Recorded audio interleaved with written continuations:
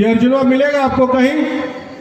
ये बोलता है सीए का फॉर्म भर दो, तुम्हारा नागरिकता मिल जाएगा, लेकिन एक बार के लिए आपको ये नहीं बोल रहा है कि सीए का फॉर्म का मतलब है कि आप बोल रहे हैं कि मैं विदेशी हूं, मैं भारत का नागरिक नहीं हूं, मैं एक विदेशी हूं, मैं भारत में नागरिकता लेना चाहता हूं, मैं ये फॉर्म फिलअप कर रहा हूं, मुझे नागरिकता दिया जाए।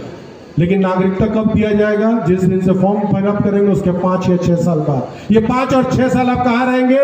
डिटेंशन कैंप बन रहा है आसाम में, जाके देखिए। आज आसाम में जाके देखिए कि किस तरीका से अत्याचार किया जा रहा है उन लोग पर। तो क्या ডিটেকশন ক্যাম্পের কথা কোথা থেকে আসছে? সত্যি কথা বলতে গিয়ে কি বাধা আছে?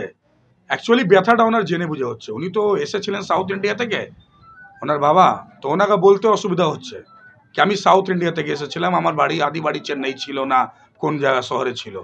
কিন্তু আমাদের বলতে ব্যথা নেই, আমাদের 150 বছর আগে আমাদের বাড়ির লোক কিন্তু বিহার থেকে এসেছিল। তো সত্যি কথা বলে যদি সিটিজেনশিপ নেওয়া যায় সেটা আপত্তি কি, অসুবিধা কি? ভারতবর্ষের সশস্ত্র প্রধানমন্ত্রী নরেন্দ্র মোদীজি গ্যারান্টি নিয়ে বলেছেন, আমাদের দেশের স্বরাষ্ট্রমন্ত্রী অমিত শাহজি গ্যারান্টি নিয়ে বলেছেন, যারা যারা নন মুসলিমরা অন্য দেশ থেকে এসেছে আমাদের এখানে ধর্মের জন্য প্রতারিত হয়, তারা যদি সি অ্যাপ্লিকেশন করে তাদেরকে নাগরিকতা সুরক্ষিত করার জন্য আমরা সার্টিফিকেট দেব। একদম ভুল বার্তা বলছে। বললাম তো সত্যি কথা বলতে পারবে না।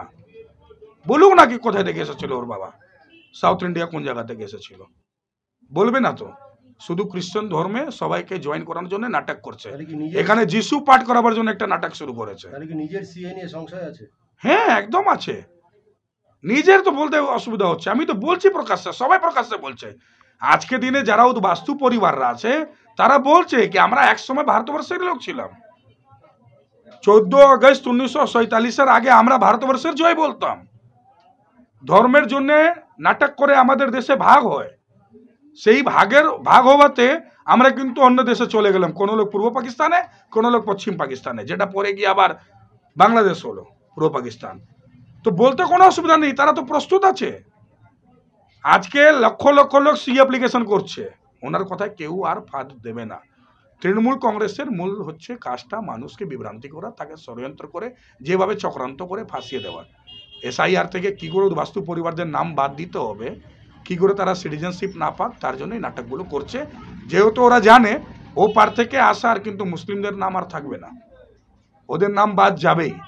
তো ওদের নাম এই জন্য বাদ যাবে, তারা সি অ্যাপ্লিকেশন করতে পারবে না। তো ও পার থেকে আসার হিন্দুরা অ্যাপ্লিকেশন করতে পারবে, নন মুসলিমরা করতে পারবে, পার্সি থেকে নিয়ে সবাই। তাই জন্য কিন্তু এই নাটকগুলো করছে যে সি অ্যাপ্লিকেশনটা উদ্বাস্তু পরিবারে হিন্দুরা নন মুসলিমরা না করতে পারুক।